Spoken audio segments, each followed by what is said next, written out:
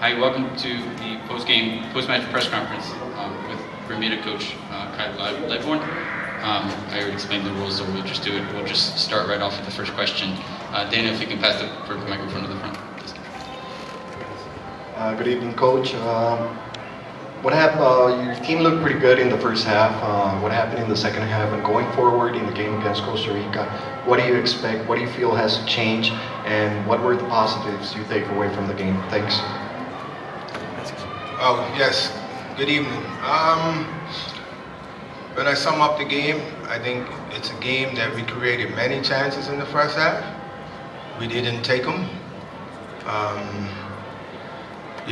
My biggest disappointment about it is in the chances is that we didn't hit the target. We got in some very good positions, and we frustrated Haiti first half. We knew about their number 11. He came on. He was a big difference for them second half, and they utilized the flanks a lot better. We tried to shut him down, but on the day, I think he was the difference of the two teams, especially in second half. I think I'm proud of my team. I think we worked hard. We showed that we've been working on things, and we're not afraid to play.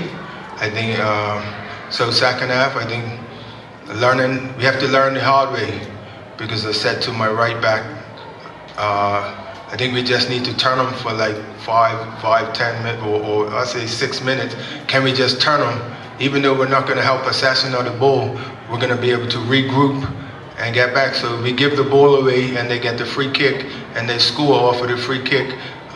We knew that free kick that they do, but we didn't stop it. So it's a hard learning curve. But I thought we pushed Haiti to up a couple gears. And next game? Next game, yeah, we know it's going to be difficult for us. Like I said in the press conference yesterday, we're going to have our difficult moments. It's how we manage it. But we're not afraid to play. We're not afraid. I think my team's been drilled well enough to know.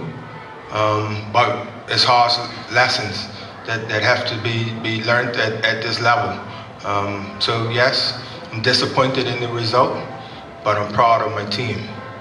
In the back, please. Kyle Earl, based in from Bermuda, Islandstats. What was one of the first things you said to the team in the change room following the game? Let's keep our heads up. It's a harsh learning opportunity for us. That's, and I also said that, we didn't take our chances. We didn't hit the target when we had the opportunity. to hit the target, and we got in spaces that we were working on in training. I think, a lot of good things have come out of that game. I think we probably surprised a few people in the way that we played, and I'm proud of my team, even though we lost. I'm proud of them. And this is what I said yesterday. It's about us building and getting better. That's the most important thing for me. One more on this side. Hi, Coach. Good evening. Aldo Navarro from CostaRica.com. What are like your main reference about Costa Rica? Which players do you know more? No, we're going to watch them now. I think the whole team's dangerous. Yes, but we have someone watching the game now, and we do the report on them. So from after this press conference, everything goes forward towards Costa Rica. And how to deal with all the journeys of travel during this Gold Cup? I think we will be prepared. We train hard. Our guys put in the work. It's difficult for us. We know that. We're not hiding the fact. And but again, 11-11 is on the day. I think if we take our chances first half, I can remember 4 or 5 good opportunities for us. It's a different ball game. 2 more questions in the front here. Steve, right, we said, were you always concerned, Carl, at half-time that missed chance to come back to haunt you at some stage? Yes, of course. That's always the case. That's football. You always think of, especially when you're playing against a team like Haiti, who is ranked above us, and we know that they have some dangerous forwards. We have to take our opportunities. And I'm not harsh on the boys, but it's a lesson that we have to learn from. I've seen us on many other occasions be better in front of goal. And considering the impact that Derek Etienne made in the second half, were you surprised you didn't start for Haiti? No, it's always important to have a player like that on the bench. I'm not surprised. The system that they picked in the first half, we had looked them and scouted them, and they changed, and they went to 2 up front. So that's telling you that we've done something to force them to do that. Last question, please. Coach, what did Dante's goal right there at the death of the first half, how did that affect the mood of the team going into the locker room, and what kind of moment was that for you as a coach? It's something that we worked on in training. The delivery was good.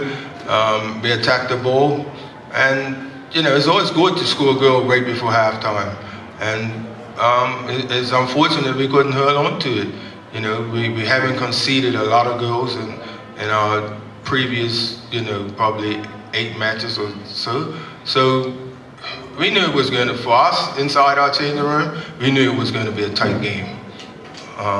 But we just didn't take our chances first half. That's what I have to look at the game of, and that's football. So, Well, Zico, were you surprised at the way we handled that first 45 minutes? Because we seemed to dominate a lot of it. I'm not surprised. We came out and that was our game plan. We came out flying right out the gate. We didn't want to sit back and let them have possession of the ball, and that's what we came out to do. We knew what our game plan was, and it worked. So we're not surprised it worked, but we're happy that it worked. So we're just going to keep sticking to it. Unfortunately, in the second half, we ran away for a little bit, but we're just going to keep sticking to what's been working, and hopefully the result comes with it. Now, a bit of frustration, obviously, first half, because we didn't put away more of those clear-cut chances. You had one. I think you beat your marker, got inside. What was going through your mind? Where were you trying to put it? Well, at first, I saw Laki, but the man stayed with him. So I was like, I tried to hit it with the outside of my butt to the back post, but fortunately, I miskicked it a little bit. But I should have just laced it and struck it straight at the goalkeeper. Now, you guys were giving each other encouragement because it wasn't just you missing; it was, it was taking turns. So, what was the talk like during that period where you guys were trying to encourage each other just to stay at it because it was working? Well, we all knew we just know how to communicate with each other. Sometimes we leave someone individually, and then other times we just tell them to pick their head up and keep going because they're gonna get another one. They're gonna get another one. The way we've been playing, the way we played, we had many chances and we could have converted a lot more, could have had a lot more, but it's how it goes sometimes. Unfortunately, we couldn't get the win, but we're happy that. All right, on to Costa Rica. Just ready for the game. So what I'm focused on now. Well, Zico, were you surprised at the way we handled that first 45 minutes? Because we seemed to dominate a lot of it. I'm not surprised. You know, we came out and that was our game plan. We came out flying right out the gate. We didn't want to sit back and let them have possession of the ball, and that's what we came out to do. We knew what our game plan was, and it worked. So we're not surprised it worked, but we're happy that it worked. So we're just going to keep sticking to it. Unfortunately, in the second half, we ran away for a little bit, but we're just going to keep sticking to what's been working, and hopefully the result comes with it. Now, a bit of frustration, obviously, first half because we didn't put away more of those clear-cut chances. You had one. I think you beat your marker, got inside. What was going through your mind? Where were you trying to put it? Well, at first I saw Naki and Laki, but the man stayed with him. So I was like, I tried to hit it with the outside of my butt to the back post, but fortunately I miskicked it a little bit. So. But I should have just laced it and struck it straight at the goalkeeper. Now you guys were giving each other encouragement because it wasn't just you missing; it was, it was taking turns. So what was the talk like during that period where you guys were trying to encourage each other just to stay at it because it was working? Well, we all knew how we just know how to communicate with each other. Sometimes we leave someone individually, and then other times we just tell them to pick their head up and keep going because they're gonna get another one. They're gonna get another one. The way we've been playing, the way we played, we had many chances and we could have converted a lot more, could have had a lot more, but it's how it goes sometimes. Unfortunately, we couldn't get the win, but we're happy that. All right, on to Costa Rica. Just ready for the game. So what I'm Sir Williams, head of delegation for the Bermuda team. Proud moment when that team walked out there, shook hands, and got on with the business the first 45 minutes. Unfortunately, second 45 minutes didn't go as planned, but what would you say to this team? I would say we made history. Bermuda, I know we didn't get the result we were looking for, but the boys are definitely still elated. We worked hard in the first half. We had a lot of chances. The ball just didn't go in the back of the net. We tried.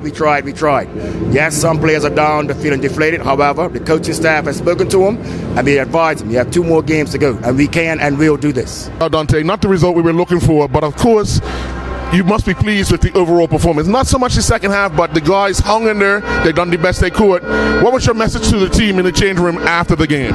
Yeah, it's obviously disappointing not to win the match. Like you said, we played very well in the first half. Second half, lapse of concentration, inviting pressure.